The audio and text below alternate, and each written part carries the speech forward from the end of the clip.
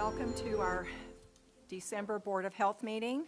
And before I forget today, before the end, I just wanted to say that, happy holidays, happy Hanukkah, Merry Christmas, happy Kwanzaa, and whatever else anyone celebrates. We wish you a safe and healthy holiday season, and know that you're appreciated, all the work that you do on behalf of our community's public health. And so thank you. I didn't want to be remiss in not doing that today. So I'm grateful. It's a season of gratitude, and very grateful for all that you do for all of us. So thank you. Okay. Board member roll call. Ted Cullis, our president, is on Teams online. Ted? Okay, I'm here. Commissioner Bremer? Present. Dr. Chan? Here. Councilman Donaldson? Here. Commissioner Gonzalez? Here. And then Mayor Havenar and Dr. Richard Vu are absent today. So the next order of business is the approval of the agenda. May I have a motion to approve? I'll move to approve the agenda. Deborah Chan. Second. Okay. Councilman Donaldson seconded. All in favor? Aye. Aye. Motion passes. Okay, any other Board of Health comments? Commissioner Bremer? Yes, thank you. Just a couple of comments. You may notice that we're down a couple of members, and the commissioners will be putting forth a member to fill General Jack Briggs' spot, and Glant Havenar will be reappointed as still the mayor of Palmer Lake. And so those are on the consent agenda for next week for the county commissioners. So we should have a full board appointed and in place for the January meeting. Thank you. Others? Other comments? Okay, seeing none. Okay, Madam Chair, we'll have time at the very end, right, to wish Commissioner Gonzalez best wishes and a couple absolutely. of holiday comments. Okay, thanks. Okay. Okay, so approval of the minutes, the October 23rd, 2024 minutes. Can I have a motion to approve? Sure. So moved, Councilman Donaldson. Lohino seconds. Okay, all in favor? Aye. Okay, motion carries. Thank you. Okay, are there any public comments, any of the public here or online? No public comments. Okay. Okay, so now the next item of business is, I'm sorry?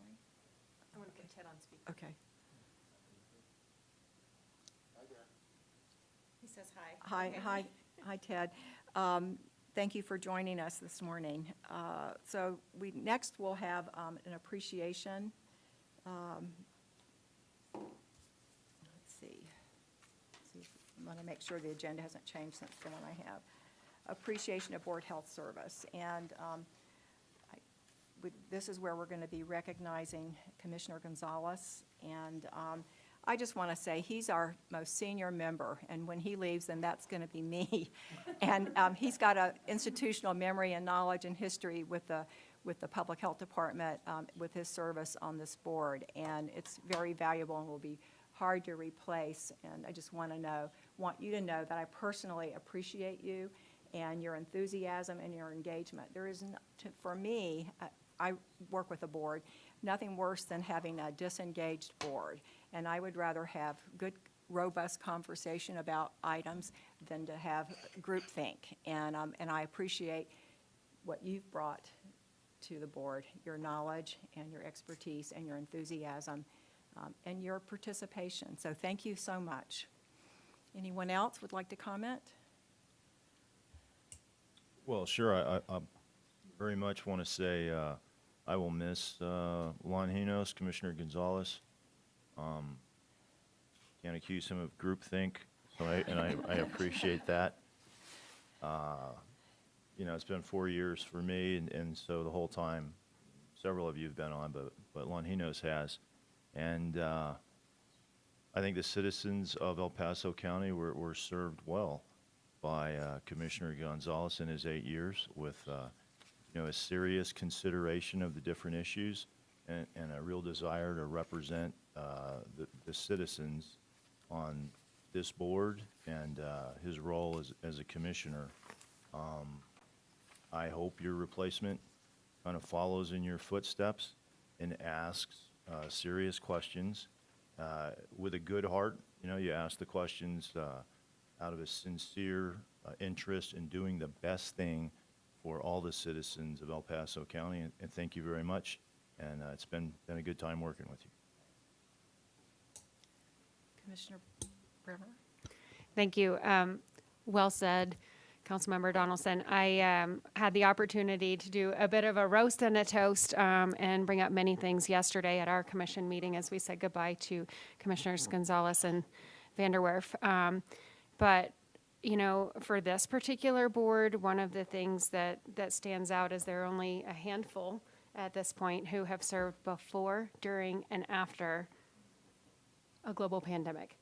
And to be able to steward and transition that through something none of us had ever experienced, and to be here to support the staff, the level of staff turnover in the after, the hard work and the hours put in during, and the thought and the hard questions that came when we were all faced with something we didn't know. But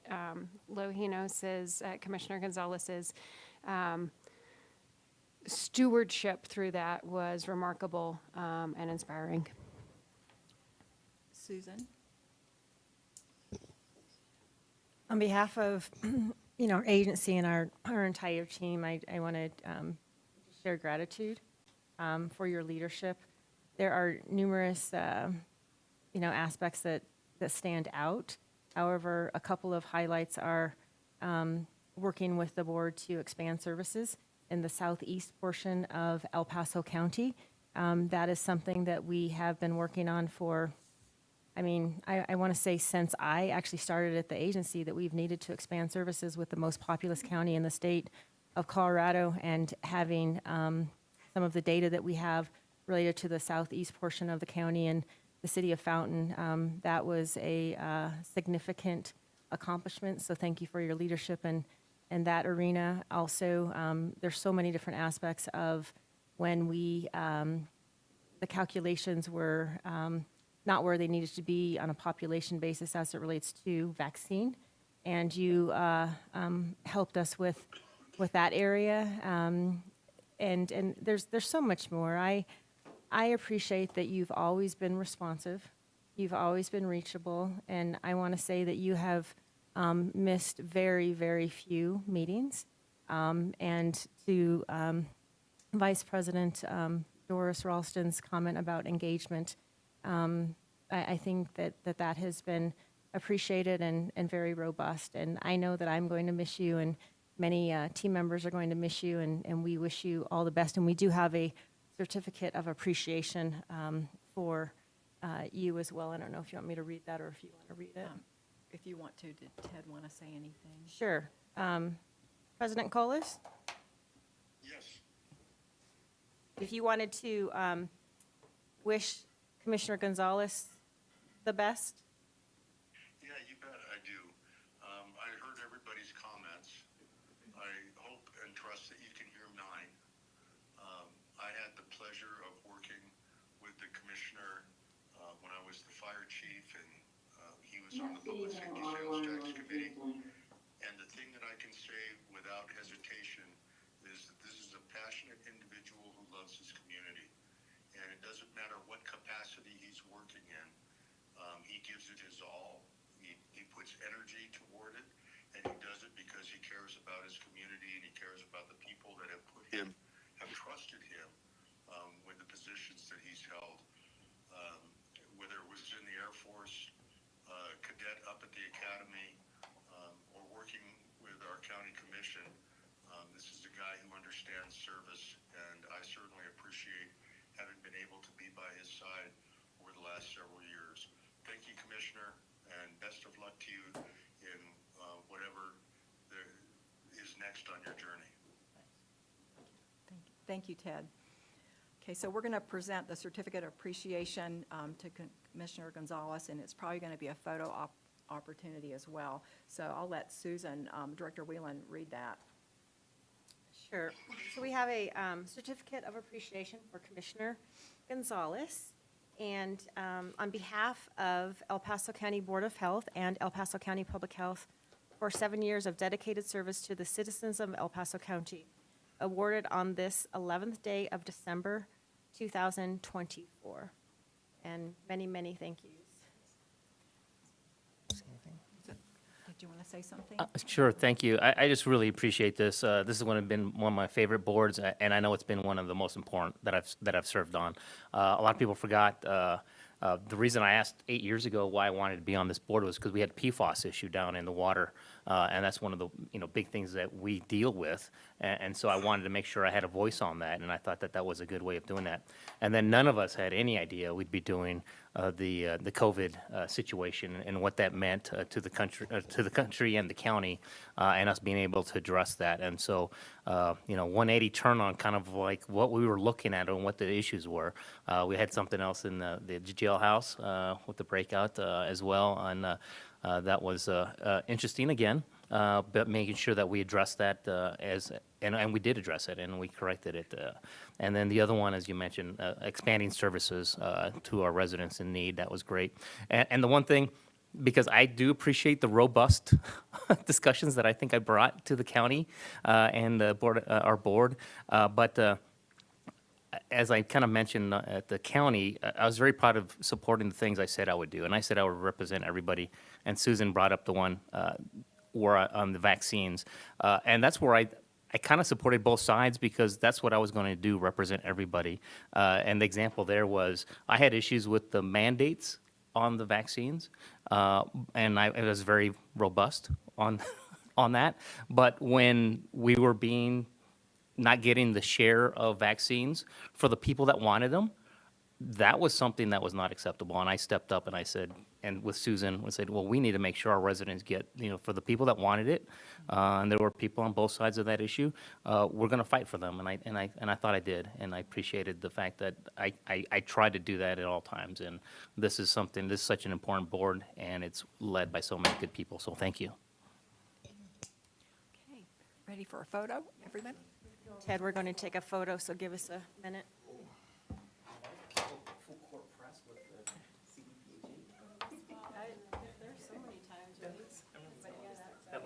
That was the full court press. Yeah, yeah.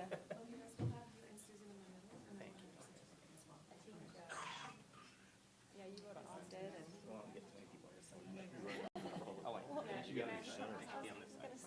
Oh, you want me like right in the middle? That's gonna look weird. No, I need this. You need like one person on that side. Oh, wait, no, there's three. No, it's fine. Okay. No, we're good. Or not.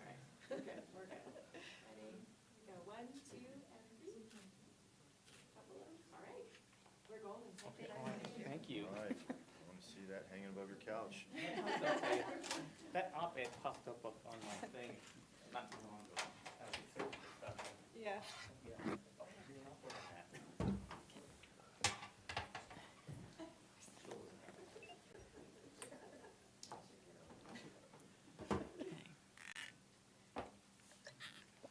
Well, we have a couple of resolutions before us.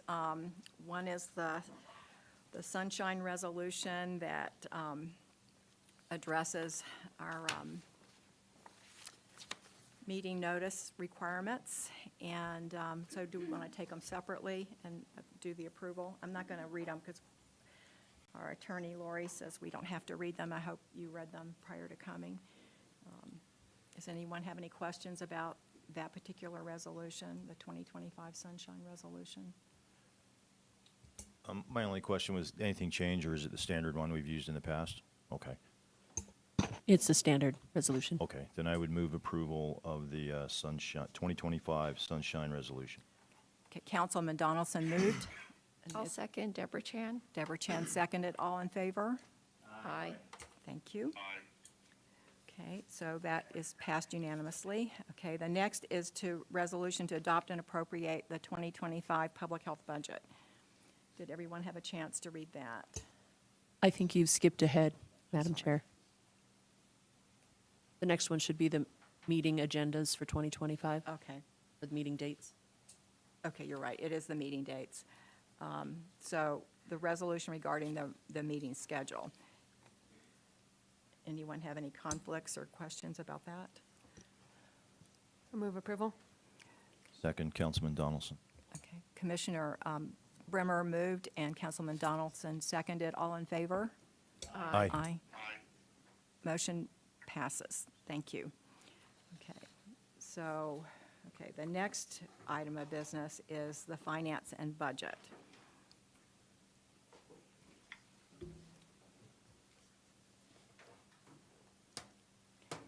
Okay, Taylor? Yes, so I'm Taylor. Again, I was here in October. It's nice to see you all again.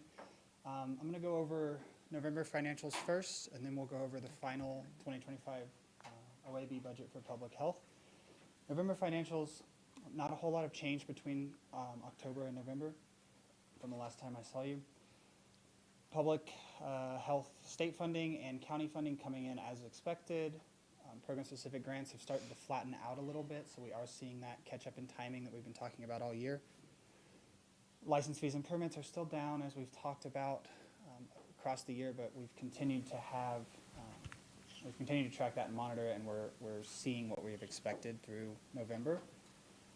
Fees and insurance for Medicaid have come in a little above expected, which is good. Good to see that we're billing all that and bringing in that revenue as expected. And then insurance, or interest and miscellaneous coming in as expected. Those vary quite a bit throughout the year. And so revenue looks as expected. Personnel, we did have some vacancy savings throughout the year that we are seeing there in the report. There was a decrease in that as expected after November as end of year expenses were paid out. Operating is down a little bit, and that falls in line with the program-specific grants being down. So because of the underspending in program-specific grants, we don't bring that revenue in, but we also don't spend the money, so we do see that decrease in the operating spending there. Capital, as we've talked about throughout the year, we had some expenses at Public Health South that were expected to be expended in 2023 and happened to actually now be expended in 2024. So we are tracking that. We do expect a little bit more expenses in December to finish out that project. And as we'll talk about here in the OAB, there will be some expenses in 2025 that will finish that Public Health South project. So all in all said, to talk about the capital quickly, that Public Health South project is still under the contracted amount. It's just a matter of when the expenditures happened between 2023 through 2025. It is not overspent in terms of the contracted amount with Elder. Oh, okay. Sorry. So all in all, we're looking, we're coming in, we're tracking to come in pretty close to budget. We're tracking that through December. December is an interesting month as far as expenses go. Things come in at the end of the year, so, but we are tracking well, and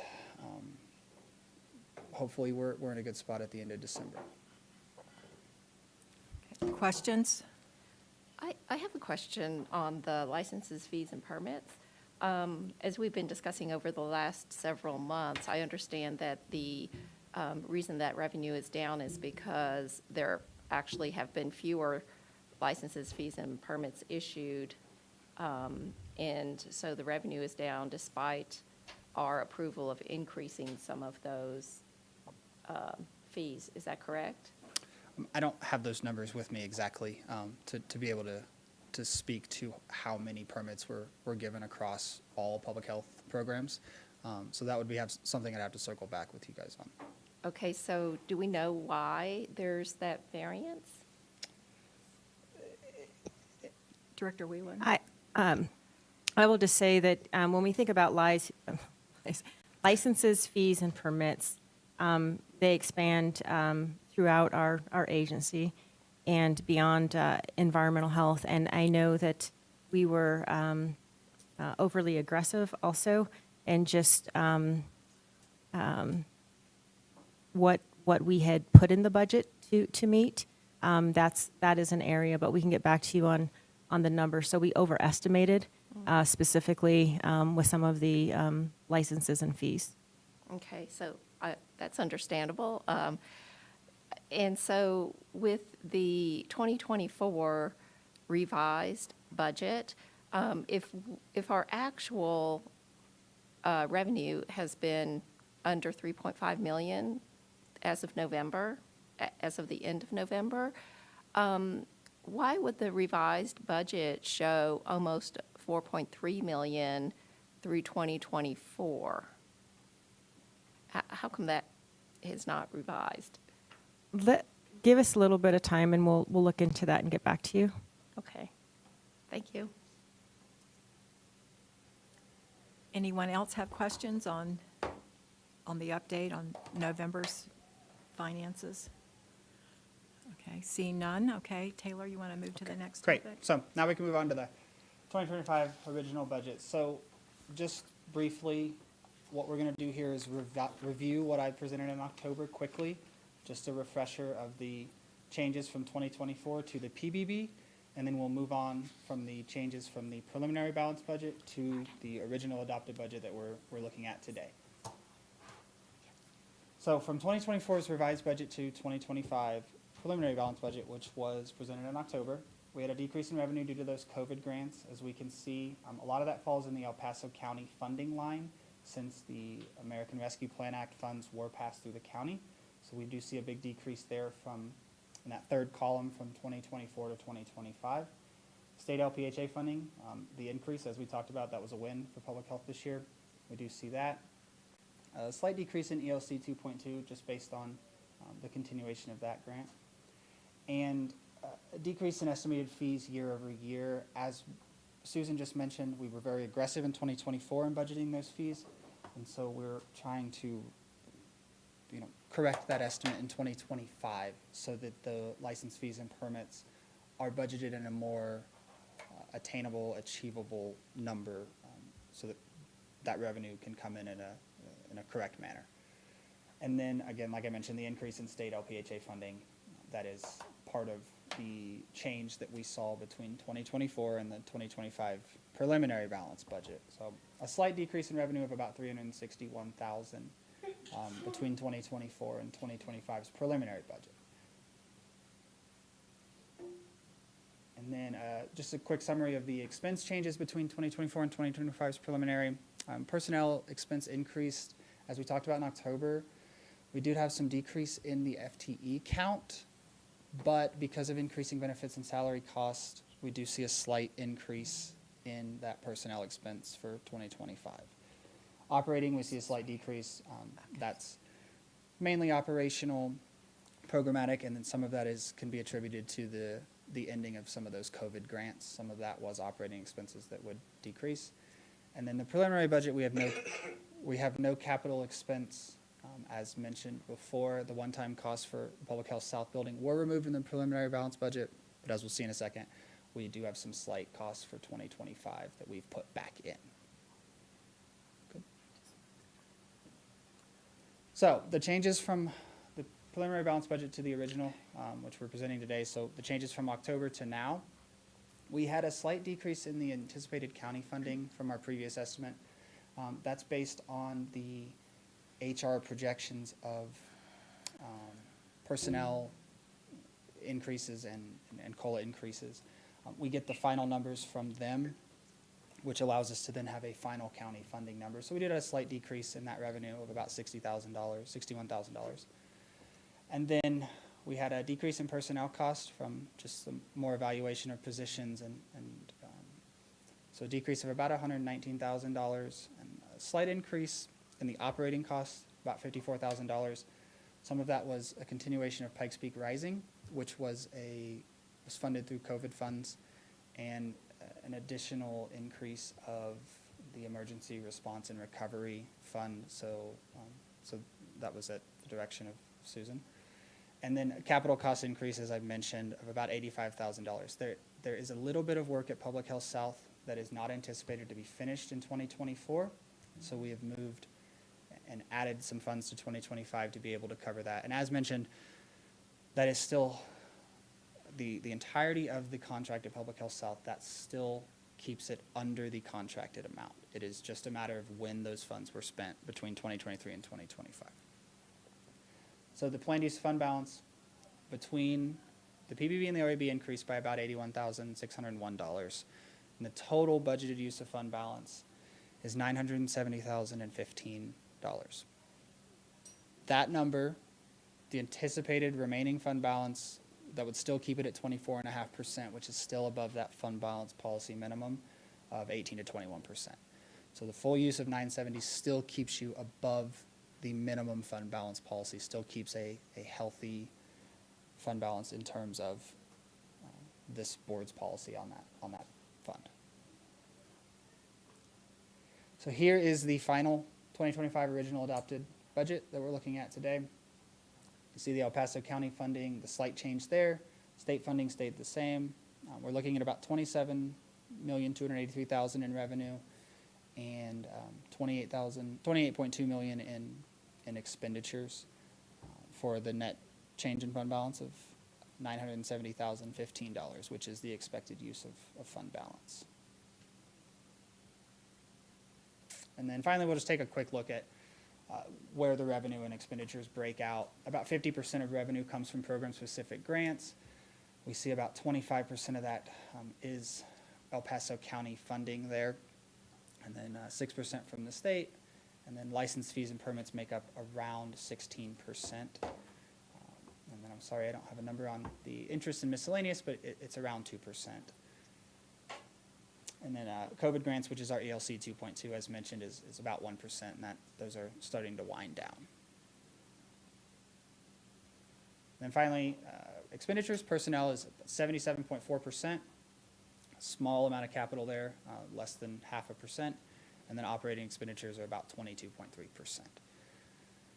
So that is everything for me, and I'm ready for any questions that you have. Any Yeah. questions? Yes. Dr. Chan? I have two questions. The first one is probably the easier one, and that relates to the interest income. If we're spending down our fund balance, and also in a climate of falling interest rates, how would the interest income go up?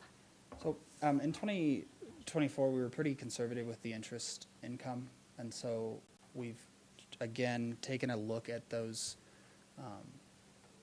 We've taken a look at where we're at as far as in 2024, and we're expecting for that to increase just a little bit. Again, when I look through November, we're kind of right on. So that is a very good question. Maybe we need to circle back with you on that. However, I think we're in a position to come close to that number when we look at just where we're at overall. Okay. Sorry. And my second question, again, relates to the licenses, fees, and permits.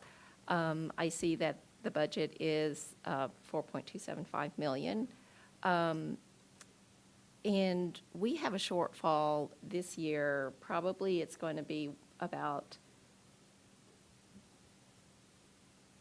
it's probably going to, let me just look. It's probably going to be a shortfall of about $500,000, if not a little bit more.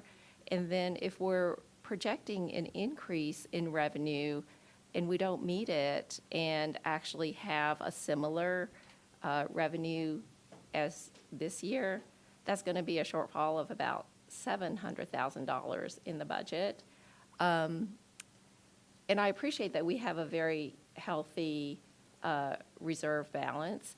But if we have to go into the reserve balance to meet that $700,000 shortfall from the licenses, fees, and permits revenue, how much of a reserve balance would that leave us? So, I'm sorry, I don't have that number off the top of my head for that specific number, but I will say this about the license fees and permits. We do have some license fees that were approved last year that are increasing in 2025 for environmental health. And environmental health, vital stats, everyone that has fees in this agency took a very hard look at their budget for 2025.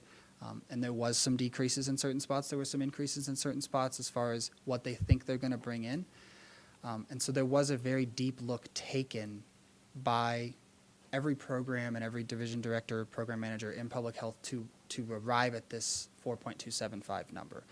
And it is a slight decrease from last year's total revised budget, but as we continue to have increased population growth and continue to serve more of the county, the hope is that we continue to issue more licenses and permits, and that some of the increases approved by this board last year would help to drive towards that 4.275 number. Let me add also that one of our priorities is to increase revenue, maintain revenue, and increase revenue. And there are a number of different fee-based services that we offer that we have not had the time to assess some of the fees as it relates to covering costs. And there are a number of different programs in the agency. And so we had worked on environmental health service fees, one of them, and then another one was the public health laboratory. There are others within the agency that we have not assessed, I want to say, for over a decade, that they're in need of assessment and then covering costs. And so there's a number of different performance measurements that we have as it relates to revenue, that's a goal that we're hoping to achieve in addition to what Taylor had mentioned. Are those changes in fees something that the board would need to look at, or is it something that you would be able to achieve? I would be able to achieve that. So the anything that's set in state statute, or if it's a specific Board of Health regulation, then those come before the board. But there are other fees that Public Health Director has the authority to increase those fees. And our philosophy also at Public Health has been, and all of the time that I've worked here, we're not trying to make a profit. We are trying to cover our costs. And so we are not trying to, have a profit margin, but however, just maintain our programs and services to be a viable service to the community. So our goal is to cover our costs, and we will be looking at that over the next year. And also, we are looking at increasing revenue at Public Health South. We are in early discussions regarding expanding services in that building. So there's a number of different performance measures that we will be working on as it relates to increasing revenue where we can. Thank you. Okay, certainly. Be quick. In answering Dr. Chan's questions, we have the percentage for the fund balance, what percentage of the budget it is. What is the actual dollar amount of the fund balance? So I don't have it. Round it off like to the 10,000. Doesn't have to be precise. Sorry, I don't have it currently in front of me. Give me a quick second. Do you have it? Yeah, do that.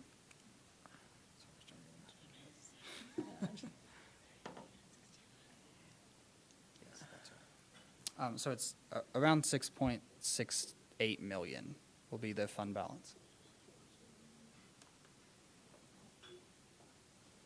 So 700,000 is roughly 10% of that. So the fund balance. And then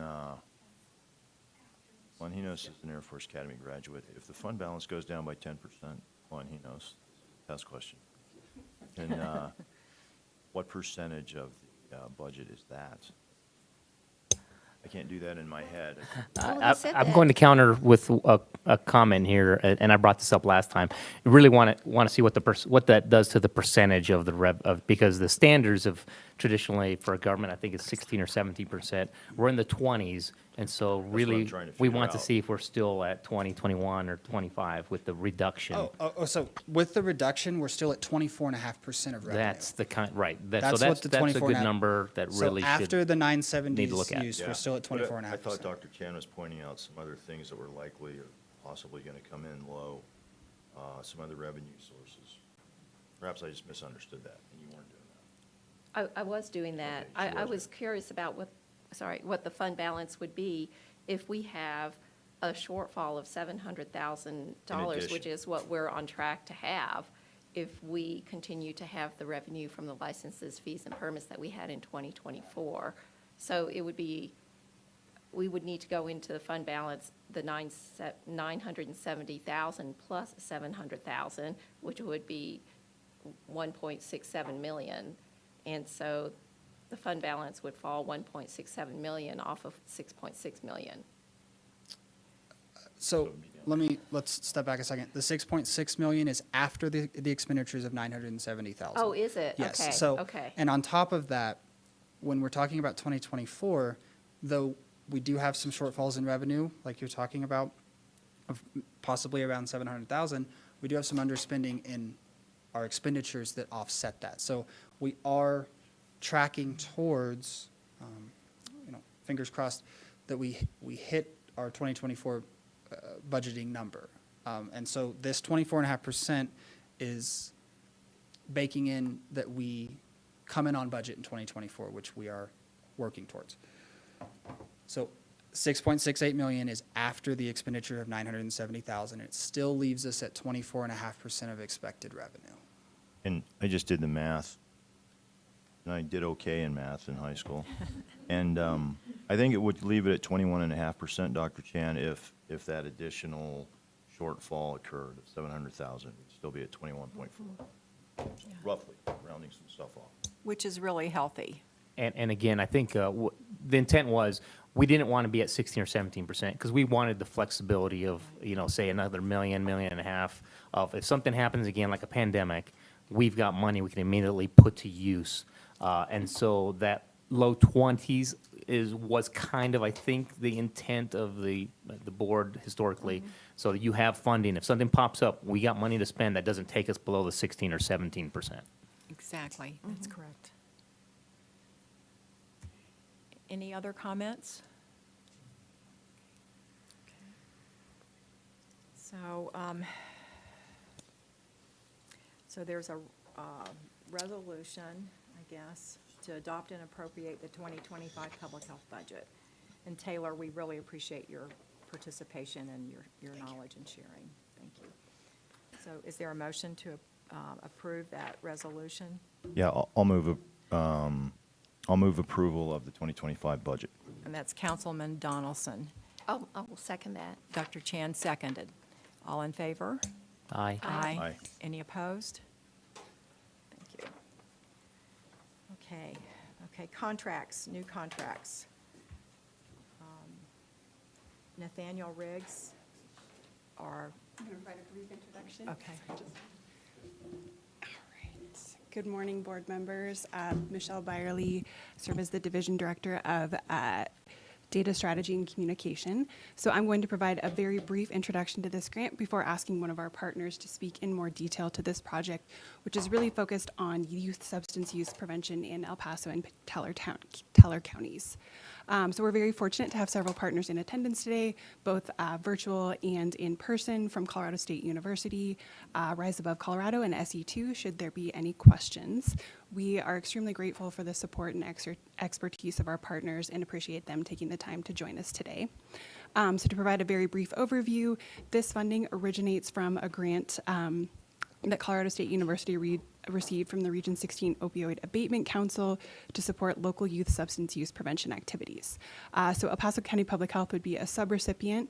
We would receive funding in the amount of $54,188, and it would be intended to support 0.5 of an FTE from our data and analytics team and identifying existing data sources for a local needs assessment, engaging in the development of assessment materials and qualitative tools, and ultimately facilitating connection with prevention programs to support the development of a local youth-informed messaging campaign.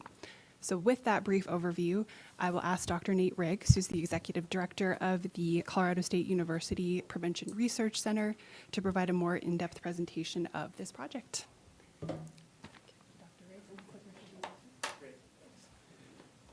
Hi, everybody. Thank you for inviting me down to talk about this really exciting grant that we've received from the Abatement Council, the Region 16 Opioid Abatement Council. For those of you online and for those of you in the audience, or any of you who may not be familiar with the abatement funds, due to several class action lawsuits and settlements at the federal level that total multi-billion-dollar class action lawsuits, a lot of the funds from those are going now to the states, and then the states are distributing those funds to one of any number of 19 regions within Colorado to address the opioid crisis in the state.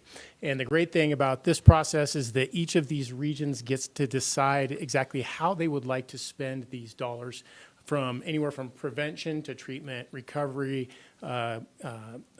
housing, all of those approaches to reducing the addressing the opioid problem. So let me see if I just really quickly, as I try to figure out there we go. I'm the executive director of the Prevention Research Center at Colorado State University. You can think of us as a prevention support system. So what we really love to do is to work with communities around the state of Colorado to support prevention efforts. A lot of times people who are agencies that are implementing prevention could use support in how to identify evidence-based programs, implement them well, evaluate them, adapt them if they need to, and that's what we really enjoy doing at the PRC at Colorado State.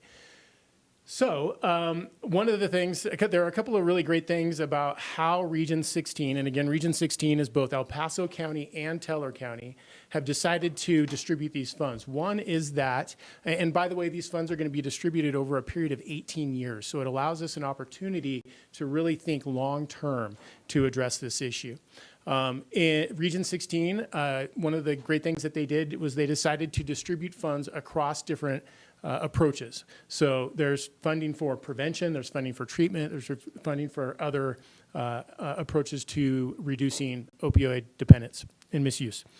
A second thing that they've done is that they really, I'm blanking on the second thing. The second thing, what they wanted to do was, before they started just tossing money and throwing money at prevention programs, they really wanted to fund grantees who can identify the data that exists out in communities, use those data to inform future prevention efforts moving forward, given that there's going to be this 18-year timeline. You might wonder, why prevention when there are so many people that are dealing with this, with addiction and recovery right now? Why would we want to fund prevention efforts? The first reason why we would want to fund prevention efforts is that it's the only behavioral health approach that can prevent the incidence of new opioid use disorders. So in implementing prevention, we are truly saving lives by preventing people from even using substances in the first place. We also know that prevention works. So there are registries upon registries of evidence-based prevention programs that communities can pick based on their own unique culture and context. And if they're implemented well, we know that they're going to work. And the third reason is that prevention is incredibly cost-effective. Right? That old adage of an ounce of prevention is worth a pound of cure really is true. You can go to the Washington State Institute of Public Policy's website. They have a cost-benefit analysis that shows that prevention approaches, if done well, can be very effective. Okay, so with all of this in mind, Region 16, they released an RFIE. It's the first time I'd heard of that acronym. I'm more familiar with RFAs, but I guess RFIEs are requests for information and expression of interest. And so basically it's more like a cooperative agreement where they said, hey, we have these three things that we want to have happen. Who can do it for us? And so we put in a proposal, the Colorado State University Prevention Research Center put in a proposal with Rise Above Colorado and SE2. We'll talk about those agencies in a second, to do three things. One, the first thing that they wanted to do is to identify the data that exists within these two counties on youth substance use and risk behaviors. So what data are out there that we can then use to inform future prevention efforts? The second thing that they wanted to do is have an agency identify all of the youth-serving agencies, prevention agencies in communities in both of the counties, Teller and El Paso County. These can be schools, boys and girls clubs, extension like 4-H, that kind of stuff. What are all the services that are being provided in these two counties? And so. So those are the first two asks. And then the third is to really start to develop and implement a prevention plan for moving forward. And that's the third piece. Those first two bullets are considered phase one, and then the last bullet, phase two. I should say that the term of this grant is, will run until December of 2025 to deliver upon these asks.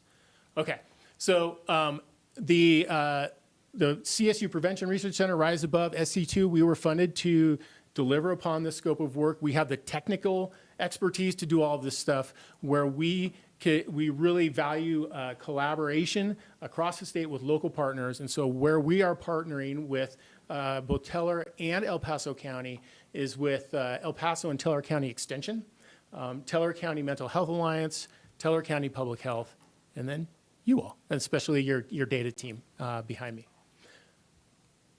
All right, so there are 4 goals to this project, and they align with those 3 asks. The first 2 are directly responsive to those 2 first bullets. The first is, what we're going to do is we're going to create a regionally tailored needs assessment based on local substance use data and risky behavior data.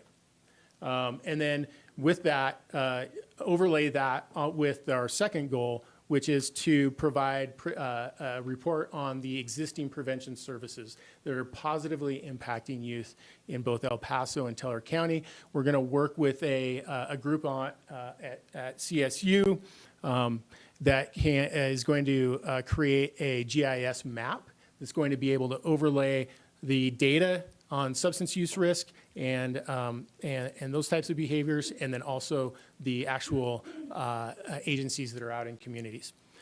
Goals 3 and 4 address that third bullet, and this is where we're actually getting out into communities, and we're actually working with community partners on promoting youth mental health and wellness, and then also preventing substance use. Goal 3 will be, the charge will be led by our colleagues at Rise Above Colorado and SE2, where they're going to raise opioid and fentanyl overdose awareness across the region, okay, across both counties, through a locally tailored version of a statewide media campaign called the Connect Effect. So Rise Above and SE2 are working with the AG's office using abatement funds to have a statewide Connect Effect media campaign for opioid and fentanyl overdose awareness.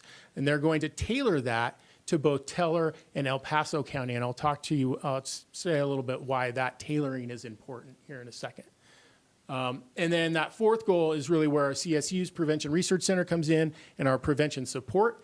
In the last 6 months of this, well, actually really starting now, we're working with identifying local partners to then support them in identifying their prevention needs and selecting and implementing and evaluating evidence-based youth prevention programs. And it looks like there's a question that's arising, and I'll Thank you. Yeah. Thank you, Dr. Riggs. I do have a question. You talked about creating a regional needs assessment. Can you tell us a little bit more about that? Like, who's going to do that? Or I just would like a little more information about how you're going to reach out to find out what our needs are. Yeah, absolutely. I have a slide. I can either answer that now, or I have a more description on that in a couple of slides. Okay. That works. But yeah, basically, working with our local partners here, and then first doing some focus groups with local stakeholders, and then identifying and reaching and identify those data sources and youth serving agencies. We're also doing some of that work on our own in being able to identify that as well. Okay. Yeah. Thank you. Yeah. Okay, so those goals 1 and 2, the collecting data on the data, and then also collecting data on the existing youth serving agencies. We have a pretty good start on that in Teller County. So what we've done, and this is really the process that Ms. Ralston that might help answer your question here, is that in Teller County, what we've done is we conducted virtual focus groups with stakeholders in Teller County. They helped us map out what they perceive to be their regions that we can tailor these reports to. Basically, in Teller County, it was kind of a north region and a south region, a north school district and a southern school district, and then we'll tailor our reports to those regions.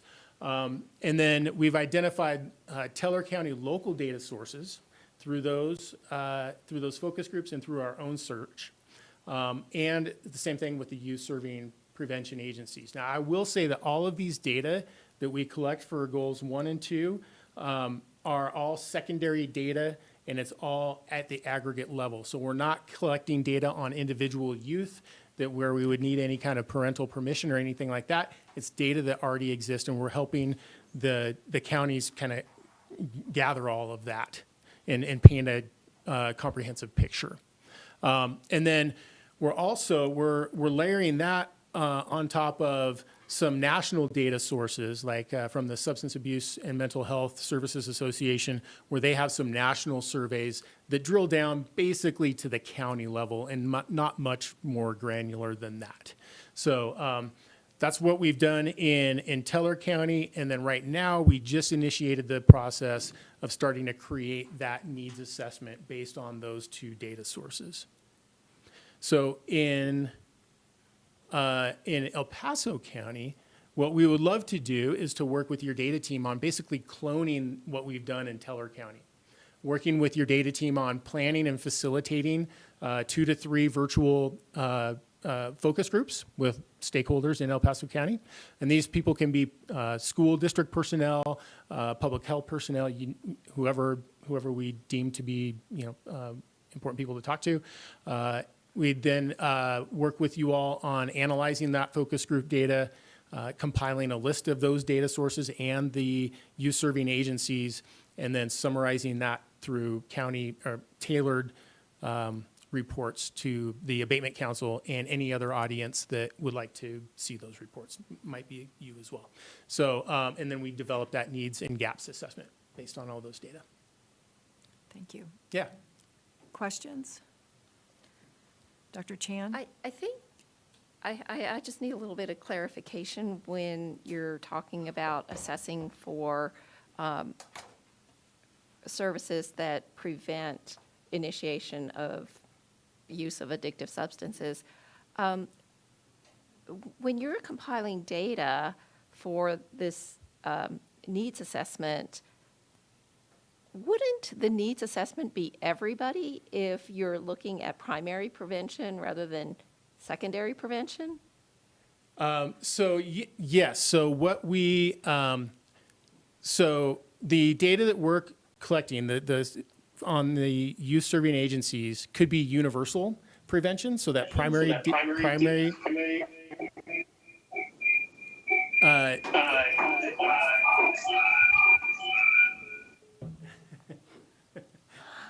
There we go. So when we're thinking about prevention, we're definitely thinking primary prevention, right? So there's that upstream prevention, and some of those approaches can include prevention approaches for all youth regardless of risk status, right? And so that would be a universal substance use prevention program, maybe implemented for all youth in a middle school, something like that. A second piece of the primary upstream prevention is something that we call selective prevention, and those are for young people who might be at risk for developing or initiating substance use, but haven't yet started using substances. And so that's kind of the end of the intervention spectrum that we're targeting with this approach. So the data collection is really for the more at-risk population? It'll be Okay. data on where where are the pockets of heavier substance use within the county, and or even other risk behaviors that might either correlate or predict future substance use, and then we can use those data to then identify community partners in those areas that we can partner with to develop a plan for prevention to prevent that. Yeah. Thank you. Other questions or comments? No? Okay, thank you. Great. Thank you, Dr. Riggs, and it was quite informative. Okay. There are a couple of other pieces I can get through quickly. Sure. If I can just kind of scoot through this. So there were 2 more goals. Okay. This is the actual getting out into communities and starting to implement plans for prevention. So the third goal is really with our partners at Rise Above and SE2 who are online here. If you have any questions for them, they're going to develop or tailor that statewide Connect Effect campaign for El Paso County and for Teller County. And this is what's called a social norms approach to prevention, where what we're trying to do is really,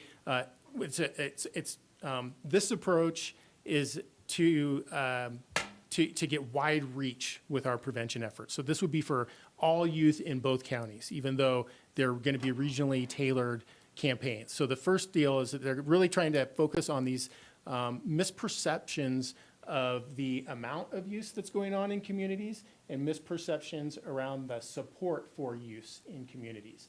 And youth who overestimate the amount of use that's going on in communities or overestimate the, support for substance use norms are more likely to use substances in the future. So if we can correct those norms, then we will be able to prevent future substance use among adolescents. And so Rise Above and SE2 will be tailoring that statewide Connect Effect campaign for El Paso County and Teller County, and it really does correct those misperceived norms when it comes to opioid use and fentanyl use. And so there's some more information on what a social norms approach takes on that slide there, but for the sake of time, question? Could I just ask a question Yeah. about that? Is there data to say that this works? Have there been studies done where you've compared similar populations, some get this kind of messaging, the other control group doesn't get the messaging, and then you compare what difference did it actually make? Yes. In fact, there have been, we have done this work at CSU when it comes to cannabis use. And we have implemented an evidence-based program called it's now called the Cannabis E-Checkup to Go program. And it was a randomized controlled trial. We provided actually college students in an intervention condition with the social norm information, and then there was a comparison condition that didn't, and those college students who were in the social norming condition significantly decreased their heavy cannabis use over a period of time. There's a whole bunch of qualifiers in what you just said. It significantly decreased their heavy cannabis use, not all cannabis use. And what do you know the numbers? Like, what difference did it make? Because one time I filled in for one of the people on this board, the opioid board, and it seems like there's a bunch. It was when they were deciding who was going to get funded. There's a whole bunch of different programs out there that is getting the funding. And the question I had is how much of this stuff is actually, do we have any confidence is going to work? And how much of it seems like we got a lot of money, we need to give this money out, we need people to accept it essentially to do our job as a board to hand this stuff out.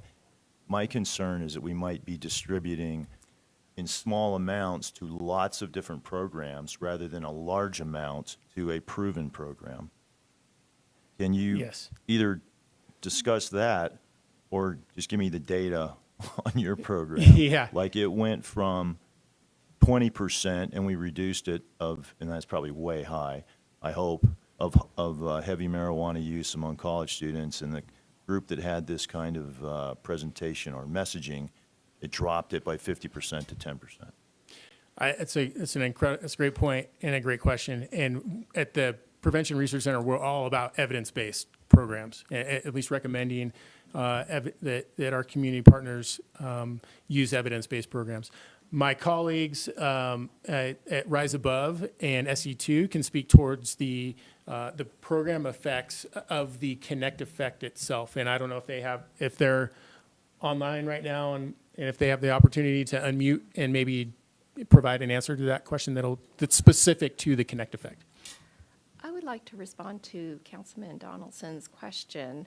I think that, it's not possible always to extrapolate from one substance to another, but obviously nicotine is a very, very addictive substance. And I think one of the best examples of social norms shifting and decreasing use is with tobacco products. I'm old enough to have been in high school when there was a smoking court for people who were smoking who weren't even old enough to buy cigarettes. And there was a nationwide program to decrease tobacco consumption. And I think that now young people think it's very strange when somebody smokes indoors. And so I think that tobacco use has decreased tremendously because of social norming changes. I don't know necessarily, that it extrapolates to other substances, but this is an opportunity to indicate to youth that substance use is a choice, not a disease, until you've actually become physically addicted. And I think that characterizing substance use as a disease takes away agency from individuals to make that choice. And I think that what these programs try to do is to indicate to younger people that this is a choice that would be prudent to make, never to start. Good. And my question is, a lot of times there are programs that it seems like that should be a really good idea. It seems like this thing ought to work.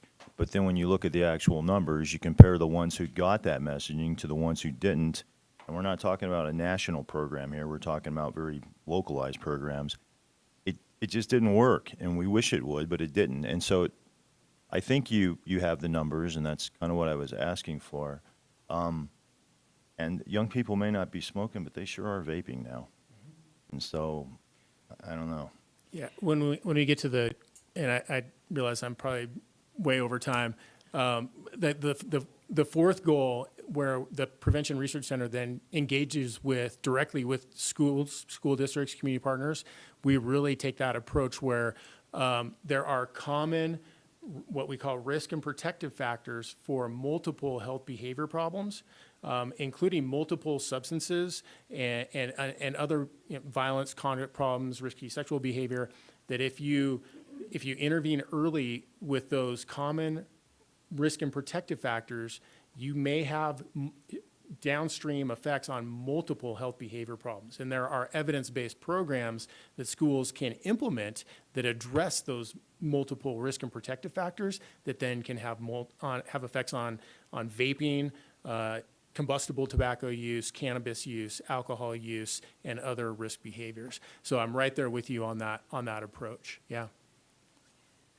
Dr. Riggs, if you have someone online on Teams that wants to speak to the question that. Yeah, I just saw Kent unmute. Yeah, hi everyone. I'm Kent McLennan. I'm the executive director for Rise Above Colorado, working in partnership with CSU and SC2 Communications. I did want to just address the councilman's question regarding the social norms campaign. We have been working in this social norms space in Colorado for since 2017 with messaging campaigns. I will say in a survey, the statewide survey that we collected in early in 2024, folks that were aware of our social norming campaign across the state did have a statistically significant decrease in that misperception that Dr. Riggs was talking about. And that really is that first step in making changes in terms of future use. We also saw that the communities in which we were working specifically with the social norms campaign saw a greater increase in the perception of risk as an example, marijuana as one substance, than communities that were not, and the rest of the state as a whole. And so those are stepping stones. It's a long game in terms of working towards that reduced substance use, but to Dr. Riggs's point, this is the building blocks of successful messaging that is helping to influence those attitudes and perceptions of youth that ultimately lead to making healthier choices. And this will be it for me, and we'll have to let this one go. But earlier we talked about my colleague over here, Mr. Gonzalez, Commissioner Gonzalez, who doesn't do groupthink. And I've been accused of the same thing. I don't do groupthink. And the problem with terms like statistically significant is until we see what the numbers are, I don't know what that means. If it went from 20% to 18%, that's a 10% reduction. And that sounds like a lot, but when you see the actual numbers, it went from 20 to 18, so it's not that big of an impact. You still have 18%. And we're putting millions of dollars into this. How many millions for District 16? That's a good question. I'm not It's a sure bunch the of entire- millions. And so when I hear these presentations, I just like to see some actual numbers. Like, what difference does this really make? I get it, in general, it goes in the right direction, and it's statistically significant, but you know, there's lies, damn lies, in statistics. And you can go from 2 people, now we have 1. That's a 50% reduction, but you really just had 1 person shift. Yeah, So- yeah, I think, to put it in academic terms, yeah, you're really nailing in on, or honing in on the difference between a statistically significant difference and a clinically significant difference. Like how, and what is the effect size? What is the, and so it can be, it can be challenging to identify what those effect sizes are with certain approaches, but definitely, when it comes to when we evaluate the effects of programs that are implemented in schools and in communities, we provide a comprehensive approach. Okay, this was statistically significant, but it also had a very large effect size, and that's what it means in kind of percent decrease of depression symptoms or anxiety and that kind of stuff. And in the future, I would just be interested in those actual numbers. Yeah. Like, you've articulated it. Thank you. Yep. Great.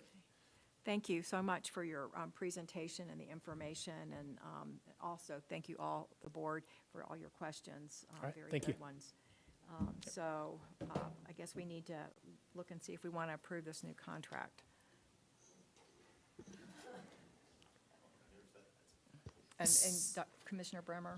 So as others are reviewing that contract, which I am prepared to make a motion to approve, I wanted to point out, I think this was a great and robust discussion. But one of the reasons that I believe the Opioid Council, of which commissioners have members of, one of the kind of buckets, so to speak, was prevention. And I think it was incredibly forward-looking for them to realize that we wanted to have some data as we continued this program for the next 16 to 18 years, right? Depending on when the money actually gets out. And to have in this state a research university where that data can be extrapolated from, I think that was the point of the presentation today, is that this is a very small segment of, first of all, the total opioid dollars. It's also a small segment that was very, I think, strategic and forward-looking in placing in the prevention bucket, to say, hey, can we have a self-evaluating thing as we move through this process over, and have a much longer impact over more than a decade. So I appreciate the presentation today. I think we do have an involved and engaged board all the way around that wants to know the nitty-gritty. I look forward to seeing data out of it. But again, like in the big picture, today's presentation was about a partnership and essentially a subrecipient agreement, if we want to put it in governmental contracting terms, and the ability for the Prevention Research Center and CSU to partner with El Paso County Public Health is what today's contract is about. So I'm prepared to make a motion for approval of this contract. I just have one question. Is the 0.5 FTE a new hire, or is that a 0.5 FTE for someone who's already in the? It's an existing FTE. Okay, Yes. thank you. Yep. Okay, well, I'll second that motion. Thank you. So Dr. Chan seconded. All those in favor, say aye. Aye. Aye. Aye. Opposed? Thank you. So motion passes. Okay, so the next contract is an amendment for an additional $198,000 for tobacco education and prevention partnership funding. Jennifer Lang, Division Manager for TEP.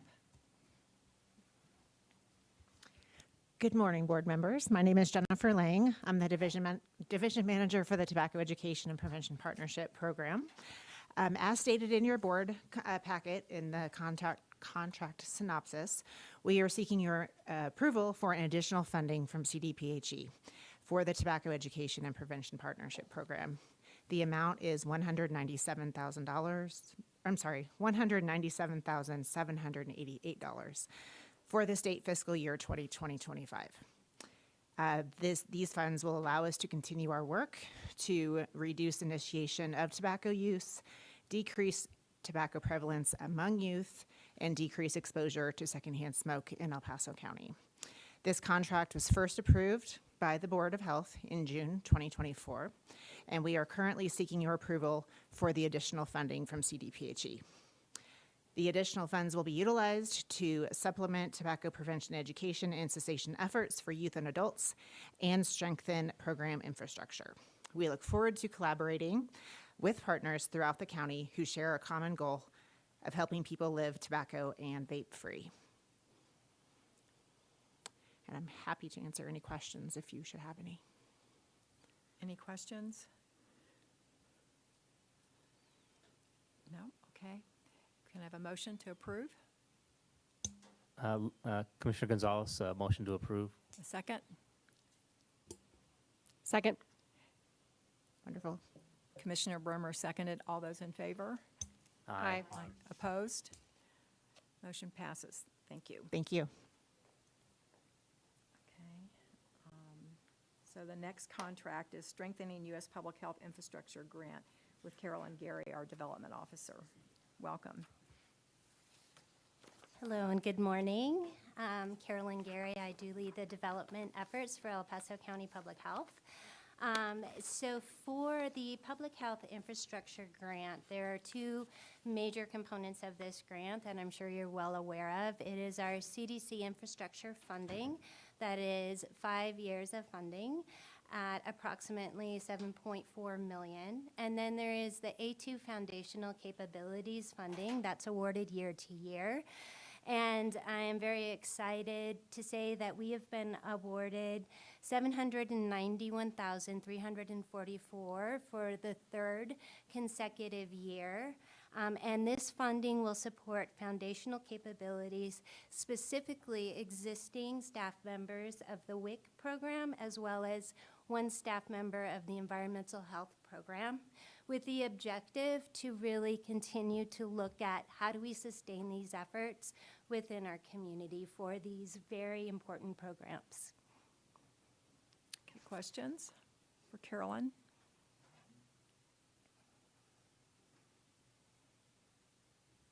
Okay, seeing none, can I have a motion to approve? Sure, I'll move approval, Councilman Donaldson. So I second. I'll second. That was Commissioner Gonzalez. All those in favor? Aye.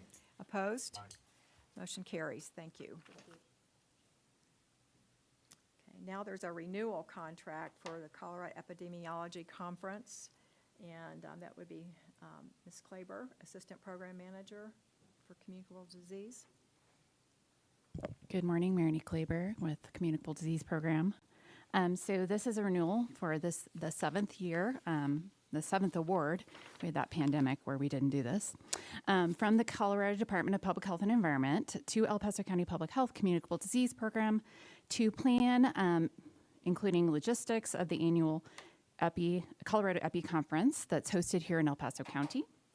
The one-day conference for Colorado Public Health Partners is focused on presenting Colorado public health community to the community on epidemiological best practices in both emergency preparedness and response and communicable disease, with the goal of improving public health epidemiology knowledge, skills, and partnership within the state.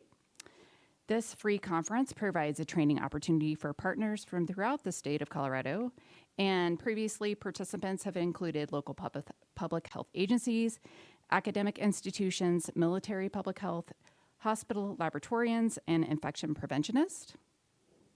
Programs within El Paso County Public Health supporting this effort include the Communicable Disease Program, the Emergency Preparedness and Response Program, and with additional support provided from an administrative team, communications, workforce development, and budget, in addition to an external panel of partners throughout the state who serve as volunteers and guides for the conference.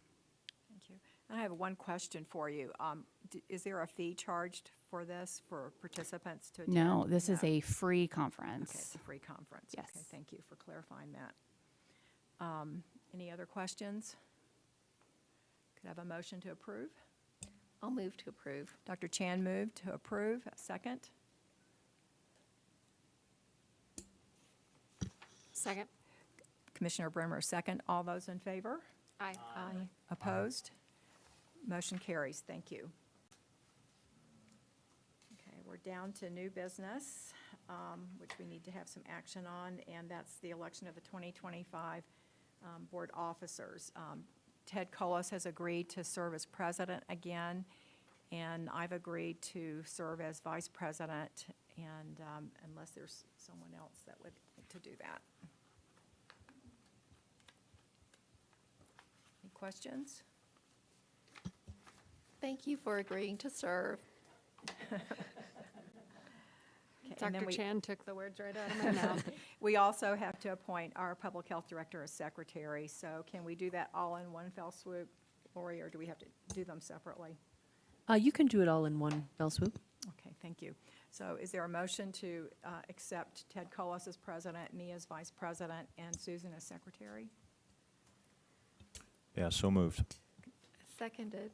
Okay, Councilman Donaldson moved, Dr. Chan seconded, all in favor? Aye. Aye. Opposed? Motion carries, thank you. Okay, now for the director's, guess we have a renewal of Citizens Service Center sublease agreement, so we need to look at that. Susan, you want to address that? The sublease agreement, it's right here.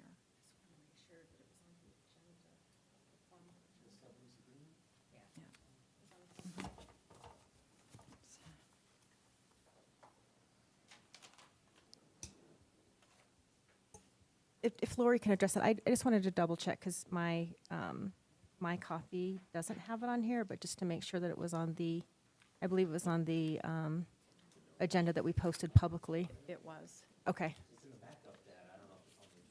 Okay. It is, it's item 10B on the agenda. Okay, good. Mine's different. So Lori, could you address the sublease agreement? Or I can have Michelle Gunther. This is Lori Cleaton. I can answer. Okay, thank you, because it's, thank you very much. Good morning, Lori Cleaton, County Budget Manager, the other Lori. What you have in your packet is the renewal of the Citizen Service Center sublease agreement. This represents public health's portion of the overall building costs. And also in your packet is a copy of the budget showing the expenditures that are involved with the overall building and how that's broken out by square footage allocated to the various tenants.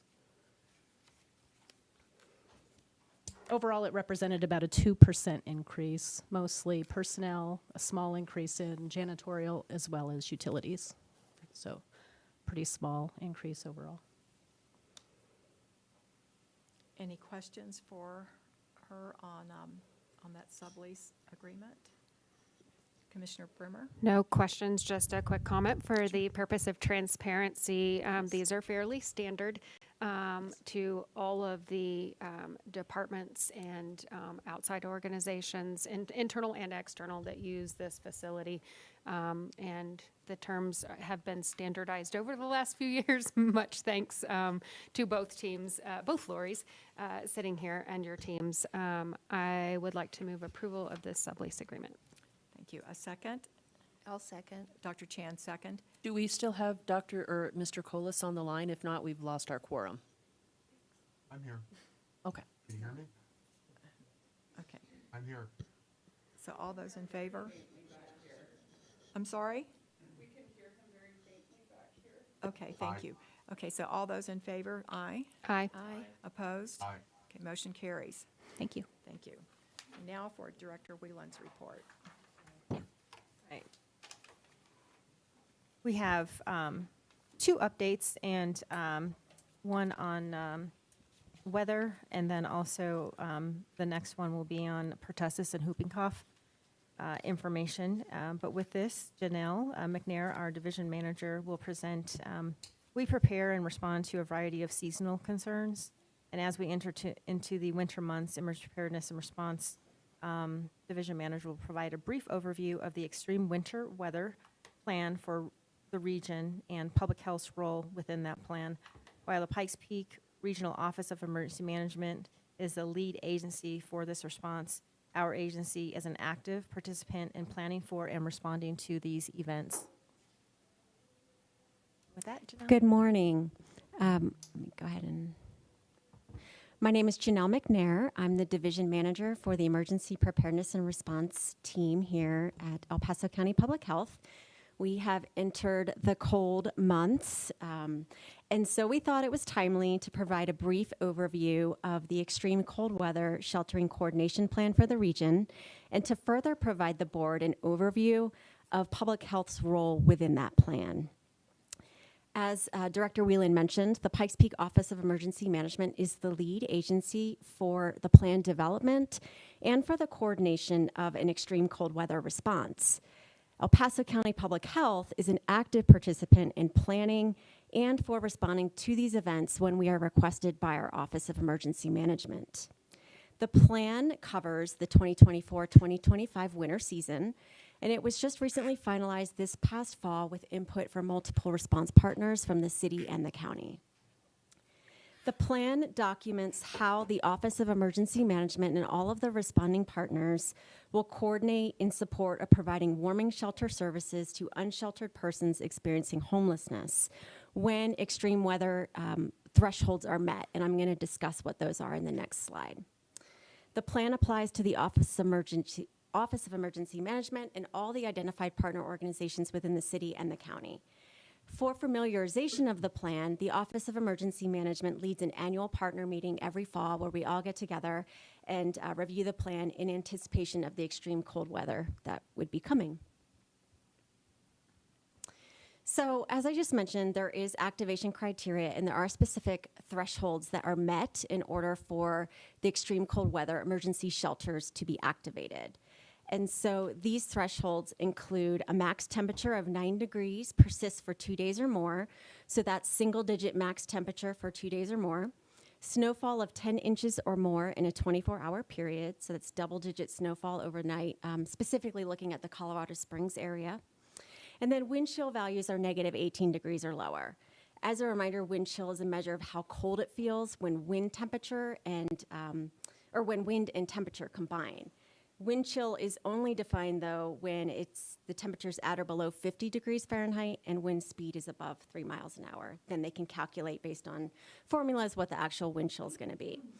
And then it's also can be activated when any other cold weather event necessitating expanded operations and or services. So these can be things such as loss of a primary shelter being, and I'll explain that in just a few, but the Springs Rescue Mission. So if they were to have some sort of facility issue, then the county could look at activating this plan.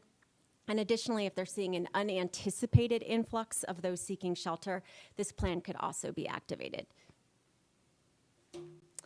So the threshold criteria that I just explained was developed through the Office of Emergency Management and response partners looking at data across a number of years. So with the extreme cold weather temperatures, the data was looked at over the last 130 years. So National Weather Service data that's been collected and compiled. And then looking at the span of temperatures, how many times temperature dropped within certain ranges, and how frequently this occurred. So the consensus was made that it would be the max temperature of single digit and below. And then they looked at snowfall as well. So looking at that double-digit snowfall within a 24-hour period, how frequently that occurred and across what months. And it's not really a surprise, well, maybe if you're new here, but typically the spring is the area, the time frame where we get the most amount of snow here in the county. So I actually refer to it as sprinter because it seems more appropriate than spring, because it's that cold winter weather still remains even through the spring months. And then additionally, I've already explained wind chill, so.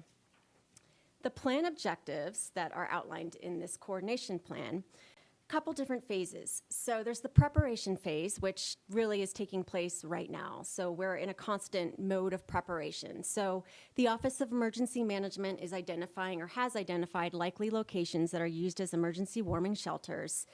They work with CSFD, who then has the fire marshal's office go out and conduct inspections, and they issue temporary use permits. These permits are typically approved for 180 days, so they look at doing that from about October through April. The shelters that have been identified, which I'll explain on the next slide, conduct training for their staff, and they prepare their staff to activate during these cold winter months. Additionally, right now what's occurring is outreach by our homeless outreach team, by the downtown area response team, by CSFD, by community organizations and partners, making sure that that those experiencing homelessness are aware of these resources and where they can go and how they can seek shelter when we do get these cold extreme temperatures. And then we're also doing plan familiarization. So Office of Emergency Management has already held their partner meeting to review the plan. They've sent out additional information about the processes and procedures for activation. Then they're constantly monitoring weather, so weather comes and goes within the region all the time. We receive situational updates, and we sit on weather monitoring calls with the Office of Emergency Management when inclement weather is anticipated. Additionally, receiving decision packets from the National Weather Service regarding what the weather event is going to be. And so what we're talking about is extreme cold weather. So these events are typically forecasted in advance to have temperatures, wind, chill, and snow accumulations of the amounts and degrees that we're talking about are typically forecasted. And then notifying partners. So this occurs through the Office of Emergency Management, notifying partners that we do have an extreme cold weather event approaching. And we get online with the Office of Emergency Management, leading all the response partners to do a virtual planning meeting to discuss the situation. And then once the decision is made to activate by the Office of Emergency Management, they will mobilize people and resources needed to support the plan, and then go into a serve those that need shelter, respite, transportation, and care. Then there's the demobilization process. This is just as important because we have to make sure that perhaps those that receive transportation to facilities receive transportation back. And so again, that's another coordinating piece that Office of Emergency Management leads. And then, as I've talked about in numerous meetings before, there's always the review activities for continuous quality improvement. What are the things that went well in this activation? What are the gap areas? What can we do to improve? And then that is amended in the plan. So the shelter locations that have been identified, the primary warming shelter location is Springs Rescue Mission, and they can house approximately 500 people. And they do also, although I'm talking about extreme weather activation, Springs Rescue Mission does have severe weather procedures where they can, or where they do allow people that they go into harm reduction. So people who have been temporarily suspended from the shelter for violating certain rules based on behavior or other issues, they allow them into the shelter when the temperature drops below 20 degrees. So they are opening their shelter, more times than we're activating the extreme cold weather sheltering plan. And so what that means is that allows for them to increase their capacity. It allows them to add flexibility so their operating hours can be extended from what they usually do. And it allows that access. So the low barrier, they allow that access for low barrier for those that are needing refuge from the elements, because the goal is obviously to save lives in those extreme, in those cold temperatures, prevent amputations. And the alternate shelter sites that are listed there are all operated under Hope Colorado Springs. Hope Colorado Springs serves individuals who are either suspended from local shelters due to behaviors related to substance use, if those individuals prefer not to typically enter local shelters, or they don't wish to leave their personal belongings unattended in their camping spots. These alternate sites are really geared to service those individuals and those populations. And they have a lot of relationships already established with that population as well. So the Sanctuary, Vista Grande, and Hope Place. And these are actually listed in order of activation, so typically how they would be activated in an event. And then I briefly mentioned transportation, Madam Chair. So making sure that Could I ask one Oh, question there? yes. What are the addresses of these three alternate sites? We know where Springs Rescue Mission is. I Where are the do others? have the addresses in the plan, so I could get those to you after this meeting. Okay, thanks. They are all located within the city limits. Okay. And transportation, so a couple options for transportation would be during business hour, Office of Emergency Management can coordinate for bus passes through Mountain Metro, and then also Hope Colorado Springs can coordinate transportation through some of their partner organizations. We also have things like Silver Key, Rock Family Church. Colorado Springs Fire Department also has 2 transit units available as well. So the public health role in this plan, we are a supporting agency, just like we are in any other event where we're not the lead for a disease response. And so with that, we participate in the planning process, where the point of emergency preparedness and response is the point of contact for Office of Emergency Management to support requests that might come in. We reinforce messaging issued by the Office of Emergency Management through our public health website, through our social media, through our different connection points across the agency. And then during outbreaks or by request, we could provide services in a shelter setting as well. Any communicable disease or environmental health concern would be reported to either emergency preparedness and response or to the on-call line, and those issues or concerns would be addressed by those appropriate subject matter experts and teams. And we also participate in the after actions process with the Office of Emergency Management. And again, that cyclic procedure of then, plan updates, and we're involved in that as well. So we do also have additional resources on winter weather preparedness, staying safe and healthy in the winter, and cold weather injuries can be found on our website. And they have several links to resources and back to the CDC on just cold weather preparedness as well. Any questions? Janelle, I do. Yes. So why was 9 degrees? Why is that the standard? I would imagine that you can get frostbite. I mean, I would, with even 14 degrees. Yeah, so it goes back to the data slide that I showed previously on how that was determined. And so they looked at the weather temperature span across, this large time frame, how often that occurred.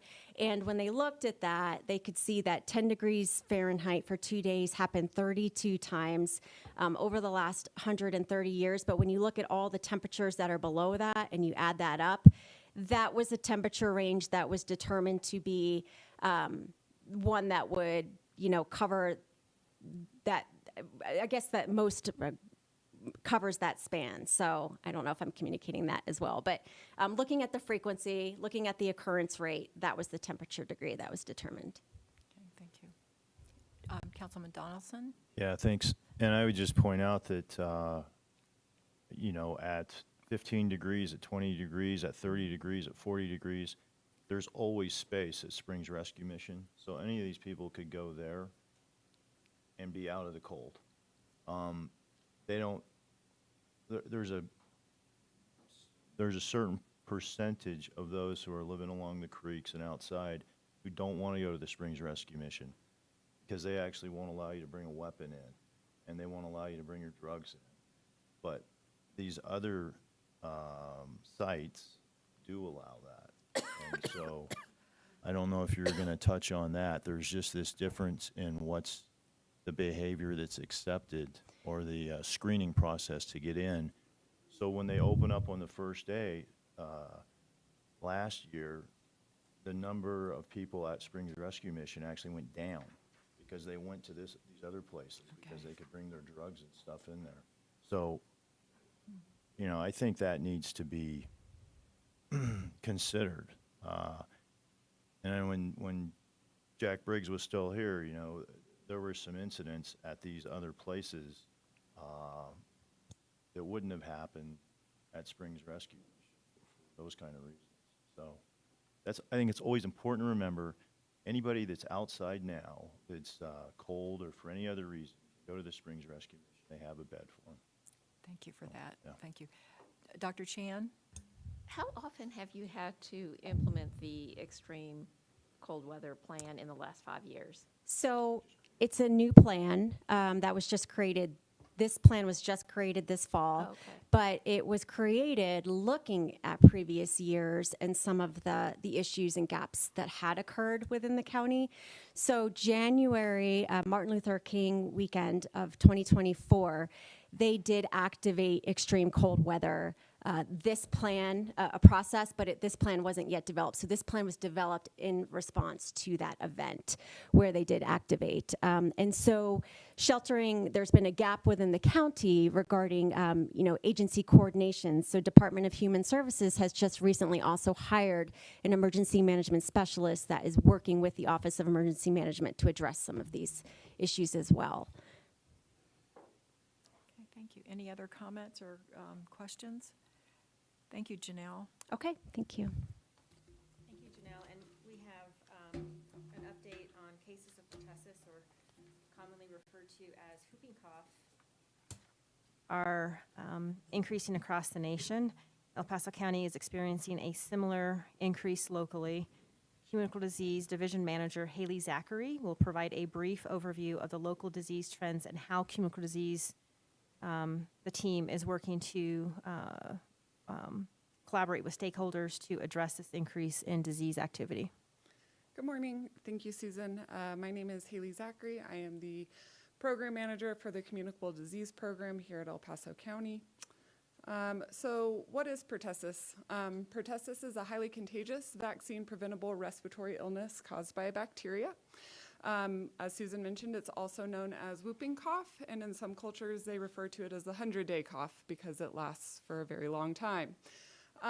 So symptoms of pertussis begin like the common cold. People will develop a low-grade fever, runny nose, slight cough, and over a couple of weeks that will develop into paroxysms or coughing fits, and people will develop that high-pitched whooping sound that gives it that name. People have also been known to develop post-tussive vomiting, so coughing so hard until they throw up. Some people have reported breaking a rib because they've coughed so hard. So it is a nasty bacteria, and in infants, what we really see isn't necessarily that cough, but a lot of struggling to breathe, so infants will turn blue. Sometimes they will stop breathing, and a lot of that will result in hospitalization. This disease process can last weeks, if not months. And so there are some very significant disruptions to a lot of different environments, specifically the learning environment, when we're looking at school absenteeism, whether that's due to being infectious or due to disruptions because of those coughing fits. And so although we see disruptions everywhere, those most severe complications are more likely to occur in unvaccinated infants, specifically those who are too young to be vaccinated, as well as individuals who have pre-existing health conditions, specifically those that affect the respiratory tract, so asthma, COPD, individuals who have had pre-existing conditions with their respiratory. So the good news is that this bacteria is very easily treated with antibiotics. So individuals are considered infectious for either the first 21 days that they cough or after completion of a 5-day antibiotic course, which is usually a Z-Pak or azithromycin. So when we look at the data, in 2024, we've already investigated over 120 cases of pertussis this year. That is an increase from the previous years, and a lot of that is due to returning to pre-pandemic levels of the bacterial circulation within the community, but it's also due to a lot of proactive casework and case finding, where we are actively interviewing these cases, identifying ill contacts, and seeking that out so that we are able to get them appropriately referred to care. As you can see in that orange bar on the left, most of our cases are pediatric, but they are school-aged pediatrics. So we are seeing a lot of disease circulation within our high school population. On the right, we've had 12 outbreaks so far this year, and half of those have been in the high school population. So again, really looking at a lot of absenteeism and a lot of disruption within those high school settings. May I ask a question? Yes. What is considered an outbreak? So what number would constitute an outbreak? So really, we were looking for 2 cases of pertussis, and we do link them together. So if they're living in a household together, that doesn't count as an outbreak. However, if we have 2 cases who are in choir together, they have no other interaction other than that class, and it fits that 21-day period where one of them could have exposed the other one, then we go ahead and investigate it as an outbreak. So what are we doing about it? We have worked really closely with our medical provider community to ensure that we are outreaching appropriately to not only our families that are affected here, but also to our providers to ensure that they're giving appropriate recommendations about keeping kids out of school, getting them treated effectively, and also treating family members if necessary. So doing that, every single case of pertussis that is reported to us is interviewed. And part of that is that we are able to identify close contacts, and when we are able to identify those close contacts, we can reach out to them to identify if they're ill, how they can be treated, and if they are not ill, we can often offer post-exposure prophylaxis, so a preventative antibiotic that will keep them from becoming ill. So we are able to do that, and we're also able to work closely with our schools to provide education, information, guidance on exclusion and testing, and ensure that families are armed with the appropriate information to keep their families safe. Any questions or concerns? Councilman Donaldson? Yeah, thanks. And maybe I just missed it, but why do we think we have this, this big increase this year? Sure. So with a lot of other respiratory illnesses post-pandemic, we're seeing that we're gradually returning to those pre-pandemic levels. So bacteria and viruses are circulating a lot more within the community. In addition to that, as I mentioned, we interview every single case of pertussis. And so when we do that, often we will hear families say, well, my 5-year-old was tested, my 7-year-old has the exact same symptoms, but they weren't tested. And so we're able to treat that as a probable case of pertussis based on their symptoms and their linkage to that positive case. And so that has also attributed to our numbers. But, to use our statistics, which we were having fun with earlier, the highest on here in the past was 80. And now we're like at 120, which is a 50% increase from the highest ever, which was 16. So we didn't just return to previous levels. We blew past that 50%. Do we have an idea why that is? I know that Bernadette's on the line, and I bet she would love to comment. But in addition to that circulation, we're also looking at vaccine waning. So a lot of these cases, a lot of the pertussis vaccine happens in younger years. And so we're seeing a lot of this increase in positive cases in older settings, which would lead us to believe that perhaps that vaccine isn't lasting as long as perhaps it previously may have. In addition to that, even low percentages of decrease in vaccine among our populations can allow for a lot more spread within them as well. And we may not know why. We may just have to figure that out later. But vaccine waning, it's the same vaccine, so it should have waned back in 16 just as much as it wanes now in 24. Yeah. So I don't know that they're I'm not trying to make you give an answer because maybe we just don't know.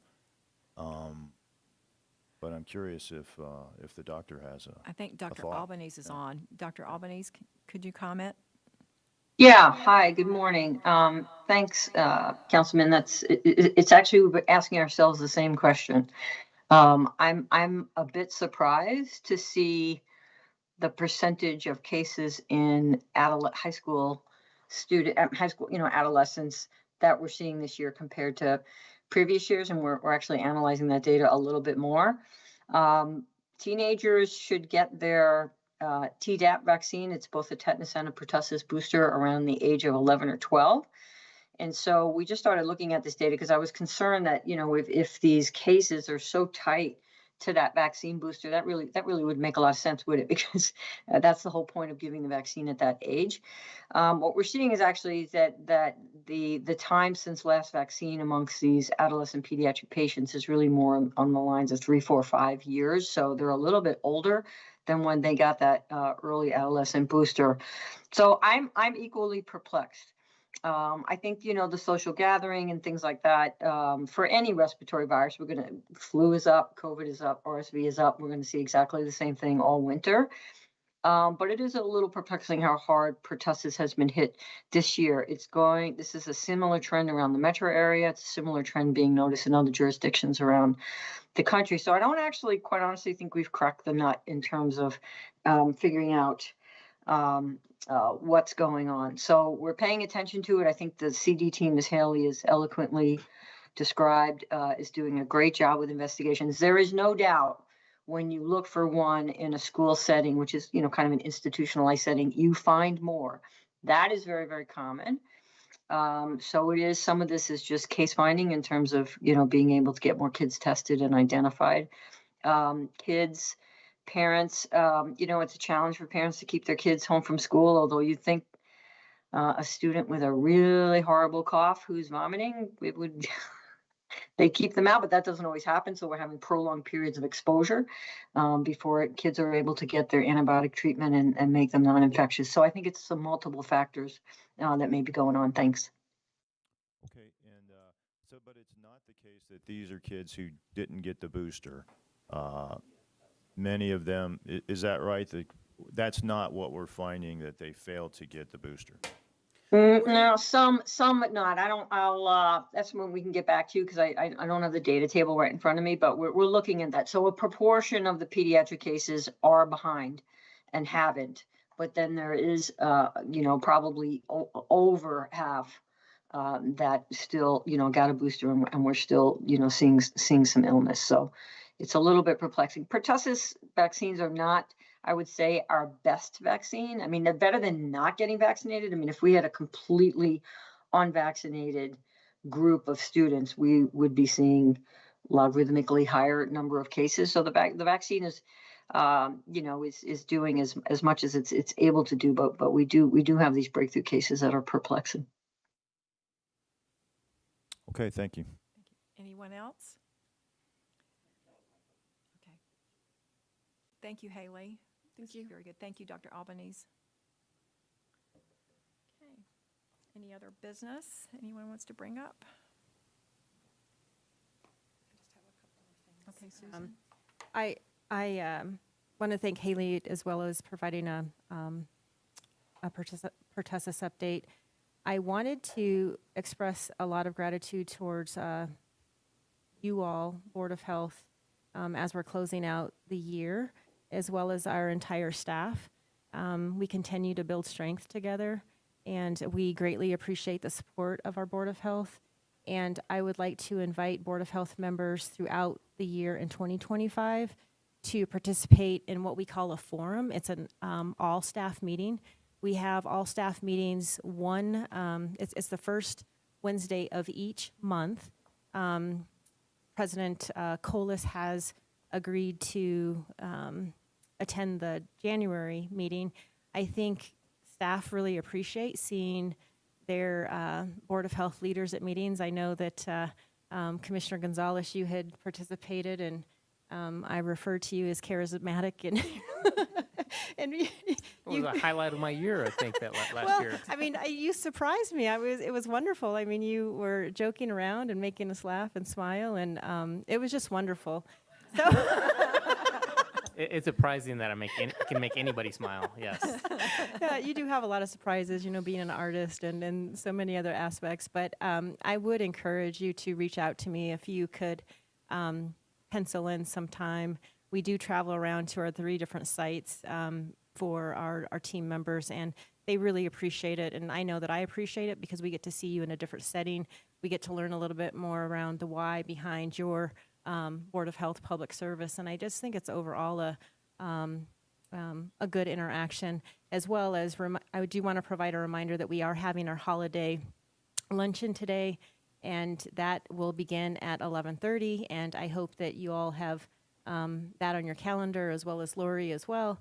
We will have some good food and some dessert. I know that our fun team here at El Paso County Public Health has worked very hard to coordinate, and they do throughout the year to provide different connections for staff, recalling that there was a time where we were fully remote, and the need to be connected and have in-person interactions and rebuild that as well, I think is so important. So I hope that you're available. I know Ted sends his regrets, but he is practicing public health as it relates to when you're not feeling well. He's not in person. So we will miss him, but we will see him in early January at the forum. And again, Commissioner Gonzalez, we wish you all the best, and we are going to miss you.